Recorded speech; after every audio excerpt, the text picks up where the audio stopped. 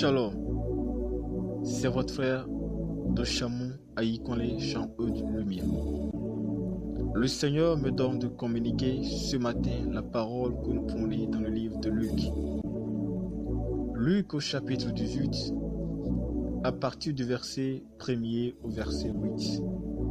Moi je lis dans la version Louis II. Jésus leur adressa une parabole pour montrer qu'il faut toujours prier et ne point se relâcher. Et dit, il y avait dans une ville un juge qui ne craignait point Dieu et qui n'avait d'égard pour personne. Il y avait aussi dans cette ville une veuve qui venait lui dire, fais-moi justice de ma partie adverse. Pendant longtemps, il refusa. Mais ensuite, il dit en lui-même, quoique je ne craigne point Dieu et que je n'ai d'égard pour personne, néanmoins, parce que cette veuve m'importune, je lui ferai justice afin qu'elle ne vienne pas sans cesse me rompre la tête. Le Seigneur ajouta, entendez ce que ce juge unique a dit. Et Dieu ne fera-t-il pas justice à ses élus, qui crient à lui jour et nuit, et tardera-t-il à leur égard? Je vous le dis, il fera promptement justice. Mais quand le Fils de l'homme viendra, trouvera-t-il de la foi parmi les hommes? Que le Seigneur bénisse sa sainte et divine parole. Amen. Bien-aimés, nombre de chrétiens aujourd'hui se posent la question de savoir si réellement Dieu entend les prières, si réellement Dieu entend le cri des hommes sur la terre, si réellement Dieu exauce les hommes. La réponse que je peux vous servir ce matin, bien-aimés, c'est que c'est Dieu qui a créé les oreilles. Et celui qui a créé les oreilles pourra mieux entendre que les hommes. J'aimerais compléter en disant que c'est Dieu qui a créé les yeux. Et celui qui a créé les yeux verra mieux que tout le monde. Je dis cela en vous rappelant et que Dieu entend vos supplications, que Dieu entend vos cris d'injustice et que Dieu voit les souffrances que vous endurez. Et ces personnes qui se questionnent si est-ce que Dieu entend réellement les prières, c'est parce que ces personnes ont prié, ils ont supplié, ils ont gémi, ils ont jeûné, ils ont veillé pour invoquer Dieu, mais qui n'ont pas encore un résultat à leur prière. Ils n'ont pas encore d'exaucement à les prières. Ils se questionnent si réellement Dieu entend les prières. Oui, mon frère, Dieu entend les prières. Ma soeur, Dieu exauce les prières. Mais j'aimerais te rappeler ce matin que entre la prière et l'exaucement, il y a un temps d'attente. Le Seigneur te répondra. Oui. Et c'est bien sûr la raison pour laquelle le Seigneur du Corpus public que nous venons de lire ce matin nous questionnait que est-ce que le moment où le Fils de l'homme reviendra sur la terre, est-ce qu'il trouvera de la foi parmi les hommes? La foi et la persévérance sont étroitement liées. Il ne peut jamais avoir de foi sans persévérance. Et lorsque tu es persévérant, tu croiras que le Seigneur fera ce que tu demandes. J'aimerais te dire qu'il y a des prières auxquelles le Seigneur lui-même est obligé de répondre automatiquement. Lorsque le Seigneur sait que tu es en situation, lorsque le Seigneur sait qu'il n'y a aucune alternative que de t'exaucer, le Seigneur t'exaucera en son temps. J'aimerais qu'on prenne l'exemple du prophète Élie autrefois. Lorsqu'il faisait face au prophète de Baal, Le prophète Élie, après avoir bâti l'autel du Seigneur, pria et dit, Éternel, descends aujourd'hui le feu, afin que le peuple d'Israël sache que tu es Dieu. Et Dieu est obligé de répondre à Élie par le feu, afin de sauver son honneur, afin de ramener le cœur du peuple à lui, afin d'allumer ce feu de réveil. On a vu que lorsque Dieu a répondu automatiquement, le cœur du peuple s'est tourné de nouveau vers Dieu. Le jour également que l'armée assyrienne est venue assiéger la maison du prophète Élisée.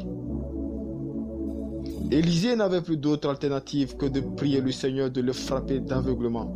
Le prophète Élisée a prié, Seigneur, daigne le frapper d'aveuglement. Le Seigneur a exaucé automatiquement le prophète Élisée. Le Seigneur frappa d'aveuglement l'armée assyrienne.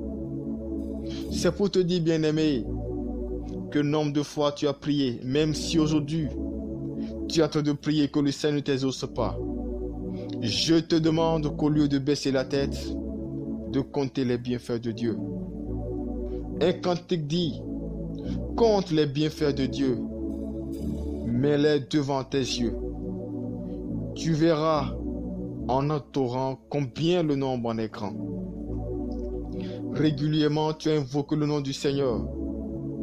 Le Seigneur t'a sauvé, peut-être d'un accident de circulation, peut-être d'une crise cardiaque, peut-être au cours d'un cauchemar. J'aimerais te rappeler ce matin que ce qui est arrivé à un chrétien, le chrétien a créé. Si cela arrivait à un païen, le païen va piquer Christ. Ce qui est arrivé à un chrétien, le chrétien a pleuré. Si cela est arrivé à un païen, le païen va se suicider. J'aimerais te dire qu'au lieu de commencer à te lamenter, de compter les bienfaits de Dieu, le Seigneur fait assez pour toi. Le Seigneur te répond lorsqu'il sait qu'il doit répondre. Le Seigneur a répondu à ces deux prophètes parce qu'il savait qu'en son temps, qu'il était nécessaire qu'il leur fasse cela. Voyons autrefois les disciples de Christ dans la chambre haute. Ils ont prié pendant 40 jours et 40 nuits avant que le feu de la Pentecôte ne puisse descendre. Ils ont prié que le feu descende. Mais entre la prière et les ossements, il y eut un temps d'attente. Et lorsque les disciples ont commencé à prier, et n'ont pas vu le feu descendre automatiquement, ils ont persévéré. Ils ont prié jusqu'au jour de l'exaucement. J'aimerais rappeler à un fils de Dieu ce matin que entre la prière et l'exaucement, il y a un temps d'attente. Je nous demande de persévérer. C'est la raison pour laquelle Christ, notre roi, notre maître, nous a enseigné ce matin. Il a donné la parabole d'une veuve qui allait demander justice auprès d'un juge qui ne croyait ni Dieu, qui ne respectait pas les hommes. Et ce juge refusait de faire justice à cette veuve. Mais cette veuve n'a jamais cessé de le déranger. Un jour, le juge a pu dire, puisque cette veuve me dérange, je serai obligé de la faire justice. Même si je ne crains pas Dieu, même si je ne respecte personne, je suis obligé de la faire justice parce qu'elle me dérange.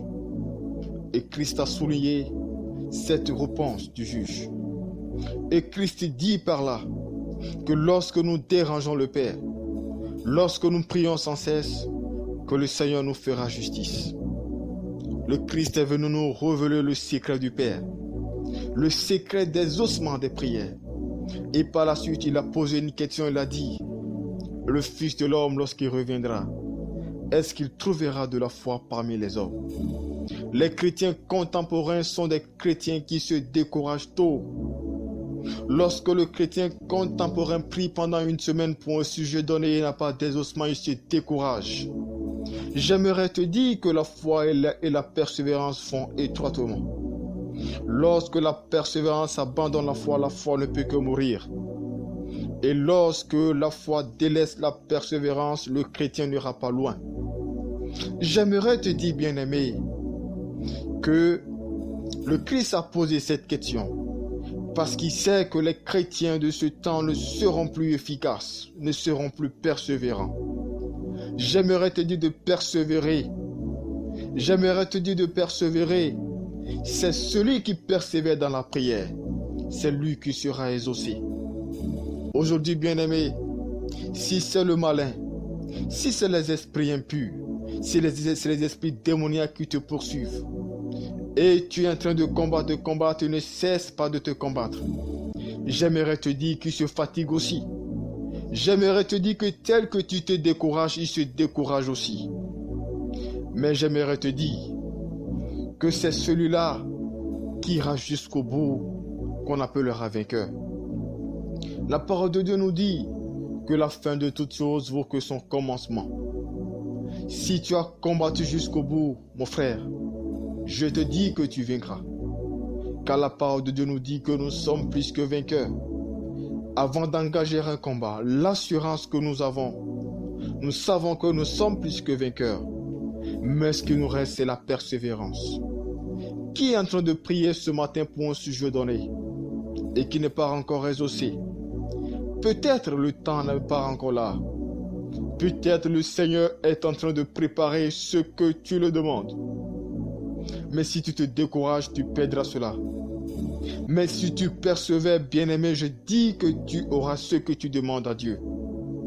Si un juge unique a pu satisfaire cette veuve qui la dérange, je peux te dire que ton Père aimant ne t'abandonnera jamais et ne te privera de ce que tu auras besoin.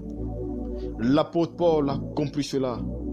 Il nous a demandé de prier sans cesse. Le Christ Jésus a demandé à ses disciples de veiller, de prier, afin qu'ils ne tombent pas dans la tentation. Donc si ce matin un chrétien est en train de prier et qui ne trouve pas d'exaucement et qui s'est découragé, j'aimerais te dire que le diable va se réjouir à ton sujet. Mais si en dépit de tout, tu loues le Seigneur, tu l'adores, le diable sera découragé. Le Seigneur te tiendra par la main et te levera. Je t'exhorte ce matin de prendre courage. C'est celui-là qui ira jusqu'au bout qu'on appellera vainqueur. Que le Seigneur te soutienne ce matin, qu'il soutienne ta foi. Il est fidèle, il ne t'abandonnera jamais. Shalom, c'est votre frère de Chamon, Aïkonlé, Jean-Eudes Lumière. À la prochaine, si Dieu ne revenait pas.